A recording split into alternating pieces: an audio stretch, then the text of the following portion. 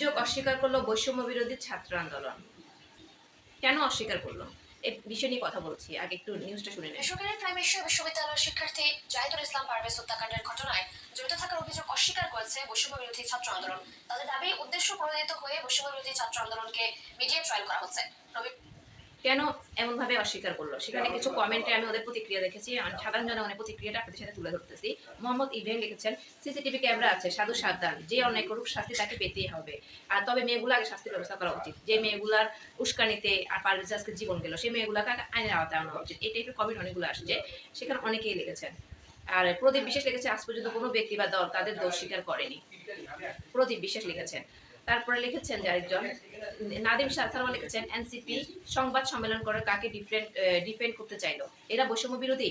দেশে কি হাসতে গেলেও এখন অনুমতি নিতে হবে? বৈষম্য বিরোধী ছাত্র আন্দোলন হঠাৎ করে অস্বীকার করার কি আছে?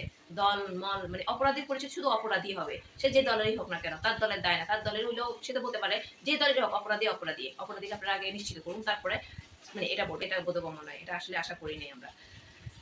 তারপরে একজন কে এস শাকিল লিখেছেন, এখানে অনেক কমেন্ট আছে, আমি তো এটা কমেন্টে রিয়েকশন দিচ্ছি, কারণ এত লং ভিডিও আপনারা দেখবেন না। কে এস শাকিল লিখেছেন, পারভেজ হত্যার প্রতিবাদে বৈষম্য বিরোধী ছাত্র আন্দোলনের টোকাইদের এখন পর্যন্ত একটা বিক্ষোভ প্রতিবাদ মিছিল কিংবা মানববন্ধন কর্মসূচি বাস্তবায়ন করতে দেখলাম না।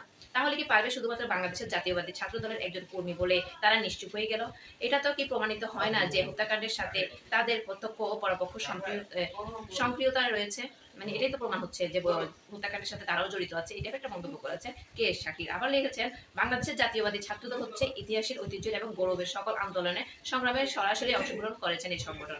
সো বি কেয়ারফুল, বাংলাদেশের জাতীয়বাদী ছাত্রদলের সাথে খেলতে এসো না বাচ্চারা, তাহলে এর পরিণাম ভয়ঙ্কর থেকে ভয়ঙ্কর হতে পারে। মাইন্ডেড বিদ্রোহ অপরাধের পরিচয় শুধুমাত্র অপরাধী, সে যে দল মত বা শ্রেণী পেশা বা ধর্মই হোক না কেন। আমি এই নির্মম হত্যাকাণ্ডের তীব্র নিন্দা প্রতিবাদ জানাচ্ছি এবং অতি দ্রুত প্রকৃত অপরাধীকে দৃষ্টান্তমূলক শাস্তি ও নিশ্চিত যোদ্ধা দাবি জানাচ্ছি। ওনার কথার সাথে আমি একমত। এখন জাতীয় ক্রেডিট করে ইউনুস সাহেব লিখেছেন, উমামা নিজে এগুলোর সাথে জড়িত। করাসোর গ্যাংদের অবৈধ কারবারি শেল্টার উমামা নিজেই দেয়। থানাগুলোর ওসিদের কাছে খোঁজ দেন, সত্যতা পেয়ে যাবেন। মানুষের জীবন নিয়ে ছিনিমিনি খেলা চলবে না, যে দলেরই হোক শাস্তি পেতে হবে, তবে অন্যায়ের পক্ষে কোনো আপোষ নয়। যাই হোক, অনেক বড় হয়ে যাচ্ছে ভিডিওটা, আপনারা একটু দেখবেন, আমি আপনাদের শেয়ার করেছি। আপনাদের প্রতিক্রিয়া জানাবেন যে ছাত্র আন্দোলনের বৈষম্য বিরোধী ওরা হত্যাকাণ্ডটাকে অস্বীকার করলো কেন।